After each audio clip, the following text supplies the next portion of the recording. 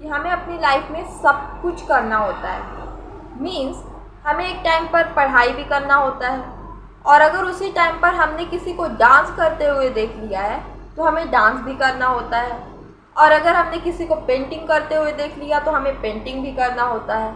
या फिर अगर हमारे आसपास के सराउंडिंग में कोई ऐसा पर्सन है जो अपने काम में अपना बेस्ट दे रहा है और वो वहाँ से अच्छे पैसे निकाल रहा है, और उसने शायद हमारे सामने एक झूठी इमेज क्रिएट कर दी है, तो हमें उस इंसान के जैसा भी काम करना होता है। तो गाइस, होता ये है कि हमें मालूम नहीं होता है कि कहाँ पर हमें अपनी अटेंशन डालनी है और कहाँ पर नहीं डालनी है। तो गाइस, क्या ये प्रॉब्लम सॉल्व हो सकती है या फिर नहीं हो सकती है? Let's see.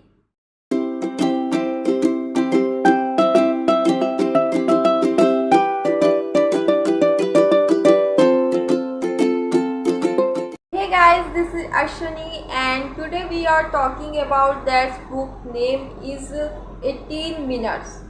This book author name Peter Bragman and अगर हम पीटर ब्रैगमैन के बैकग्राउंड की बात करें तो वो एक सीनियर बिजनेस लीडर्स के एग्जीक्यूटिव हैं एंड वो ब्रैगमैन पार्टनर्स के फाउंडर और सीईओ भी हैं। पीटर उन लोगों की हेल्प करते हैं जो सीईओ और सीनियर मैनेजर के प्रोफेशन में हैं। मीन्स वो अगर अपने काम में बेस्ट देना चाहते हैं तो वो पीटर की हेल्प ले सकते हैं। इसके अलावा पीटर ने अभी तक 16 बुक्स लिखी हैं, 16 बुक्स उन्होंने अभी तक लिखी है, और उनकी जो ये 16 बुक्स हैं वो बेस्ट सेलिंग में भी जा चुकी हैं। तो गाइस, मुझे नहीं लगता है कि हम पीटर ब्रैगमैन से कुछ नहीं सीख सकते हैं, because that is the too much experienced person. तो हम इनकी किताब से और इनसे बहुत कुछ सीख सकते हैं। So we can start. तो गाइस, जो इस बुक का फर्स्ट पॉइंट है वो है where do you want to land. तो गाइस, अक्सर ऐसा होता है कि हम हमारे रिएक्शंस को हमें कंट्रोल करने देते हैं। मीन्स हम अपनी रिएक्शंस के बेस पर डिसाइड कर लेते हैं कि सामने वाला पर्सन कैसा है, सामने वाली सिचुएशन कैसी होगी। ये सारी चीज़ें हमारे रिएक्शंस के बेस पर डिसाइड हो जाती है। तो हम अपने रिएक्शंस के बेस पर किसी भी चीज़ को डिफाइन ना करें। हम गाइस इसे एक स्टोरी से ज़्यादा बेहतर तरीके से समझ सकते हैं। जैसे कि पीटर एक कंसल्टेंट है और वो हंटर के साथ काम करने वाले होते हैं।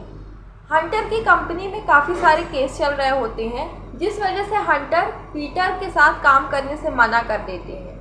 इस बात से पीटर को बहुत बुरा लगता है और वो उसके साथ काम ना करने का डिसीजन लेते हैं। तो इस बात पर पीटर को उनके एक अंकल समझाते हैं कि पीटर, तुम्हें अपने काम पर फोकस करना चाहिए, ना कि हंटर की बातों पर फोकस करना चाहिए। देन पीटर हंटर के साथ काम करने का डिसीजन लेते हैं और वो हंटर के साथ काम भी करते हैं। तब उन्हें आगे चल कर के मालूम पड़ता है कि हंटर पीटर की लिखी हुई सारी किताबें पढ़ते हैं और वो किताबें उन्हें अच्छी भी लगती है। तो गाइस, हम यहाँ से समझ सकते हैं कि अगर पीटर पहले ही ये डिसाइड कर लेते कि हंटर एक अच्छे इंसान नहीं है और वो मना कर देते, तो शायद उन्हें ये ना पता चलता कि हंटर उनकी लिखी हुई सारी किताबें पढ़ते हैं। तो गाइस, हमें अपने रिएक्शंस के बेस पर डिसीजन नहीं लेना चाहिए। अगर हम उस काम को करने में इंटरेस्टेड हैं और वो काम हम जो कर रहे हैं वो करना हमें पसंद है, तो उसे हमें करना चाहिए, ना कि रिएक्शंस के बेस पर हमें उसे छोड़ देना चाहिए। तो गाइस, जो इस बुक का सेकंड पॉइंट है वो है फोकस ऑन 4 एलिमेंट। गाइस, होता ये है कि हम काफ़ी सारी चीज़ों को एक साथ करना चाहते हैं और फिर हमें कभी कभी लगने लगता है कि हम इन सारी चीज़ों को एक साथ नहीं कर सकते हैं, क्योंकि हम कोई एक चीज़ चूज़ ही नहीं कर पाते हैं। तो गाइस, इस डिस्ट्रैक्शन से बचने के लिए हम क्या कर सकते हैं? तो हम 4 स्टेप्स को फॉलो कर सकते हैं। इसमें जो फर्स्ट स्टेप है वो है know your strength. Guys, means हमें अपनी ताकत के बारे में पता होना चाहिए। हमें पता होना चाहिए कि हम किस चीज़ में बेस्ट हैं और हम उसे इम्प्रूव कर सकते हैं। और जब हम ये चीज़ जान जाते हैं तो हमारे उस चीज़ में जीतने के चांसेस काफ़ी ज़्यादा बढ़ जाते हैं। सेकंड स्टेप है know your weakness and take profit. Means guys, हमें अपनी कमज़ोरियों के बारे में मालूम होना चाहिए। हमें अपनी कमज़ोरियों को ना ही छिपाना चाहिए और ना ही हमें अपनी कमज़ोरियों से दूर भागना चाहिए। बजाय इसके हमें अपनी कमज़ोरियों को जानना चाहिए और उन कमज़ोरियों का हम फ़ायदा कैसे उठा सकते हैं, हमें इस चीज़ के बारे में सोचना चाहिए। थर्ड स्टेप है don't change your uniqueness. Guys, अगर हमारे अंदर कोई ऐसी बात है जो हमारे अलावा किसी और में नहीं है तो हमें उसे चेंज करने का नहीं सोचना चाहिए। हमें उस यूनिकनेस को रहने देना चाहिए। फॉर एग्ज़ाम्पल, अगर हमारे अंदर ऑनेस्टी जैसी कोई यूनिक चीज़ है, मीन्स हम काफ़ी ज़्यादा ऑनेस्ट हैं अपने काम को लेकर के, तो हमें अपनी ऑनेस्टी को नहीं चेंज करना चाहिए। बिकॉज ये ऑनेस्टी हमें आज नहीं तो कल जा कर के प्रॉफिट ज़रूर देगी। एंड फोर्थ स्टेप है फाइंड योर पैशन। गाइस, हमें अपने पैशन को खोजना चाहिए और हमें अपने पैशन पर काम करना चाहिए। हमारा पैशन ऐसा होना चाहिए जिसे करने में हमें मज़ा आता हो। तो ये 4 स्टेप को फॉलो करके हम डिस्ट्रैक्शन से बच सकते हैं और किसी एक चीज़ को चूज़ कर सकते हैं। थर्ड पॉइंट है डिसाइडिंग व्हाट टू डू। जैसे कि गाइस, हमने पहले भी बात की है कि हम काफ़ी ज़्यादा कंफ्यूज रहते हैं कि हमें क्या करना चाहिए, क्योंकि हमें काफ़ी सारी चीज़ें एक साथ करनी होती है और इसकी वजह से हम काफ़ी डिस्ट्रैक्ट होते हैं। तो हमने पहले वाले पॉइंट में कुछ स्टेप्स बताए जिसे हम फॉलो कर सकते हैं डिस्ट्रैक्शन से बचने के लिए। बट इसके अलावा भी हम कुछ चीज़ों को और भी फॉलो कर सकते हैं। लाइक हम अपनी टू डू लिस्ट बना सकते हैं। अब टू डू लिस्ट हमें कैसे बनानी होती है, हम उसमें उन सारी अनइम्पॉर्टेंट चीज़ों को भी नहीं लिख सकते हैं जो करना हमारे लिए इम्पॉर्टेंट नहीं है।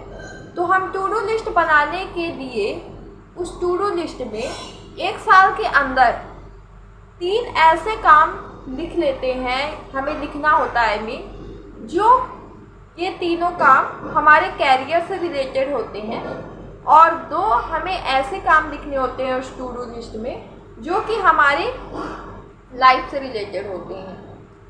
ये टू डू लिस्ट हमें हमारी लाइफ में क्या चूज़ करना है इसके लिए काफ़ी ज़्यादा हेल्प करती है। इसे हम एक एग्ज़ाम्पल से समझ सकते हैं।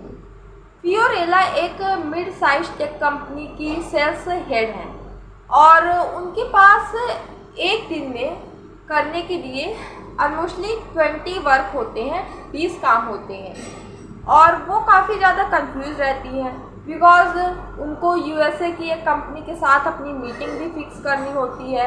दूसरी तरफ उन्हें सीईओ के साथ अपनी स्ट्रेटजीज़ के बारे में भी डिस्कशन करना होता है। तीसरी तरफ उन्हें ग्रुप को भी एक सजेशंस देना होता है, इंस्ट्रक्शंस देना होता है कि ग्रुप किस तरीके से वर्क करे जिससे उनकी जो कंपनी है वो काफ़ी ग्रो करे।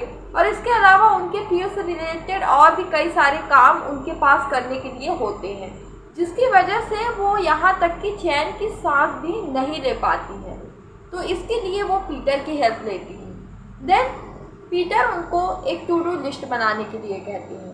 जब फियोरेला अपनी एक टू डू लिस्ट बनाती हैं तब उन्हें आंसर मिलता है कि उनकी टू डू लिस्ट में कुछ ऐसे वर्क भी इंक्लूड होते हैं जिनको करना इतना ज़्यादा इम्पॉर्टेंट नहीं होता है उस टाइम पर। तो बस वो उस वर्क को वहाँ से हटा देती हैं और मेन वर्क पर फोकस करती हैं।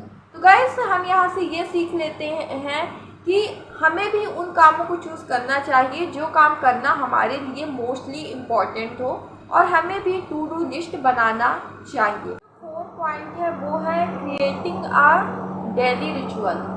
वैसे जैसे कि हमने अपनी टू डू लिस्ट तो बना दी और टू डू लिस्ट में हमें क्या क्या करना है हमने वो सारी चीज़ें लिखी, बट उस टू डू लिस्ट में लिखे हुए गोल्स को हमें किस तरह से अचीव करना है वो हमारे लिए मेन टास्क है। तो हम इन गोल्स को कैसे अचीव कर सकते हैं, तो इसके लिए हमें 18 मिनट्स टेक्निक्स का यूज़ करना होगा। What is this 18 minute techniques? 18 minute techniques 3 step में फॉलो होंगी। फर्स्ट स्टेप ये है कि हमें हर दिन के 5 मिनट में अपनी टू डू लिस्ट बनानी हो। ध्यान रहे कि हमें अपनी उस टू डू लिस्ट में उन्हीं चीज़ों को लिखना है जो चीज़ें हमारे गोल से रिलेटेड हैं। सेकंड स्टेप इज़ दैट कि हमें हर दिन के 1 घंटे में हर घंटे की प्रोडक्टिविटी को चेक करना है 1 मिनट के लिए। मीन्स हमें देखना है हर 1 मिनट में कि हमने बीते हुए 1 घंटे में ऐसा क्या प्रोडक्टिव किया जो हमारे लिए यूज़फुल है, और अगर हमने कुछ प्रोडक्टिव नहीं किया है तो हम आने वाले 1 घंटे में ऐसा क्या प्रोडक्टिव कर सकते हैं जो हमारे गोल के लिए बेनिफिशियल साबित होगा। And third step is that कि हमें अपने डे के एंड में, मतलब हमें अपने दिन के अंत में 5 मिनट के लिए अपने पूरे दिन का रिव्यू करना है कि आज मैंने ऐसा क्या सीखा, आज मैंने ऐसा क्या नया किया, और मैं किस चीज़ को इम्प्रूव कर सकता हूँ या फिर कर सकती हूँ, व्हाटएवर। तो हम इस 18 मिनट टेक्निक्स का यूज़ करके अपने गोल्स को ज़्यादा आसानी से पा सकते हैं। तो गाइस, आई होप कि आपको ये 18 मिनट्स बुक्स पसंद आई होगी एंड आप इस बुक से काफ़ी कुछ सीखे होंगे। और अगर आपको इस बुक को रीड करना है तो मैंने इस बुक का लिंक डिस्क्रिप्शन बॉक्स में दे दिया है। एंड इसी के साथ मैं अभी के लिए आप सभी से अलविदा ले रही हूँ। Thanks for watching my video. Bye bye, see you soon.